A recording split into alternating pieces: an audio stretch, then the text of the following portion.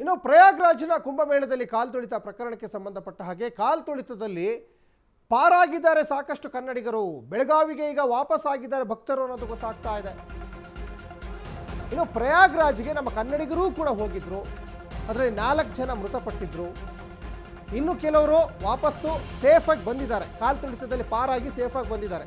ಪ್ರಯಾಗ್ರಾಜ್ನಿಂದ ಬೆಳಗಾವಿಗೆ ಈಗ 52 ಮಂದಿ ಭಕ್ತರು ಆಗಮಿಸಿದ್ದಾರೆ ಅನ್ನೋದು ಗೊತ್ತಾಗ್ತಾ ಇದೆ. ಕುಂಭಮೇಳ ಕಾಲ್ತುಳಿತದಲ್ಲಿ 4 ಕನ್ನಡಿಗರು ಮೃತಪಟ್ಟಿದ್ರು.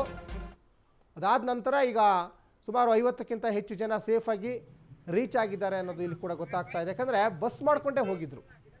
ಒಂದು ಬಸ್ 2 ಬಸ್ ಜನ ಹೋಗಿದ್ರು. ಒಂದು 60 ಜನ ಅಂದರೆ ಸಹಜವಾಗಿ ಒಂದು ಬಸ್ ಮಾಡ್ಕೊಂಡು ಹೋಗಿದ್ರು. ಮತ್ತೊಂದು ಕಡೆ 4 ಜನ ಸಾವನ್ನಪ್ಪಿದ್ದಾರೆ. ನಿಜಕ್ಕೂ ಅದು ದುರದೃಷ್ಟ. ಇನ್ನು ಮೌನಿ ಅಮಾವಾಸ್ಯೆ ದಿನ ಭಾರೀ ಸಂಖ್ಯೆಯಲ್ಲಿ ಜನರು ಬಂದಿದ್ರು. ಶಾಹಿ ಪುಣ್ಯ ಸ್ನಾನ ಮಾಡಲಿಕ್ಕೆ ಮಧ್ಯರಾತ್ರಿ ಏಕಾಏಕಿ ನುಗ್ಗಿದ್ರು ಶಾಹಿ ಸ್ನಾನ ಮಾಡಲಿಕ್ಕೆ. ಈ ಸಂದರ್ಭದಲ್ಲಿ ಕೆಲವರು ಕೆಳಗೆ ಬಿದ್ದಿದ್ದರಿಂದ ದುರಂತ ಆಯಿತು.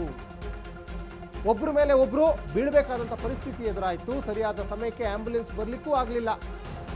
2-3 ಆಸ್ಪತ್ರೆ ಹುಡುಕಾಟದ ಬಳಿಕ ಮೃತದೇಹ ಸಿಕ್ಕಿದ್ವು. ಅಷ್ಟು ಸಮಸ್ಯೆ ಆಯಿತು.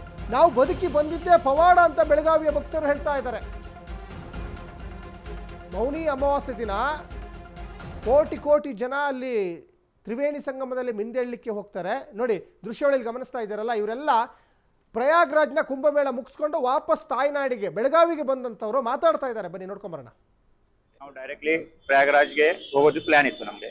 ನಾವು ಪ್ರಯಾಗ್ರಾಜ್ಗೆ 20th ಮಧ್ಯಾಹ್ನ ಮಟ್ಟ ಅಲ್ಲಿ ರೀಚ್ ಆಗಿದ್ದು ಕೂಡಲೇ ನಾವು ನಮಗೆ ಸಹಕಾರ್ಯ ಮಾಡಿದ್ದು ನಾವು ಟ್ರಾವೆಲ್ ಇತ್ತು ಸಾಹಿರತ್ ಟ್ರಾವೆಲ್ಸ್. ಇದ್ರಾಗ ಇವ್ರದ್ದು ಉಮೇಶ್ ಪವಾರ್ ಇವ್ರದ್ದು ಓನರ್, ಮತ್ತು ಪ್ರವೀಣ್ ಹಾಲಿಡೇಸ್ ಅಂತ ಇವ್ರು ಮ್ಯಾನೇಜ್ಮೆಂಟ್ ಎಲ್ಲ ಮಾಡಿದ್ರ. ಇವ್ರು ಪ್ರವೀಣ್ ಹಾಲಿಡೇಸ್ ಅಂತ ಒಂದು ಇವ್ರದ್ದು ಏಜೆನ್ಸಿ ಇದೆ. ಇವರು ಓನರ್ ಹತ್ರಲ್ಲೇ ಪ್ರವೀಣ್ ಬೆಳಗಾವ್ಕರ್ ಅಂತ. ಆದ ನಂತರ ನಾವು ಅಲ್ಲೇ 20th ರೀಚ್ ಆದ್ವು. 20th ರೀಚ್ ಆಗಿದ ನಂತರ ನಾವು ಹೋಗೋದು ಮತ್ತು ನಾವು ನೋಡೋದು ಬರೋದು ಗಾಡಿ ಮಠ ಅದು ನಮ್ ಎಲ್ಲರದು ಪ್ಲಾನ್ ಇತ್ತು. ಬಟ್ ಅಲ್ಲಿ ಎಷ್ಟು ರಶ್ ಆಯ್ತು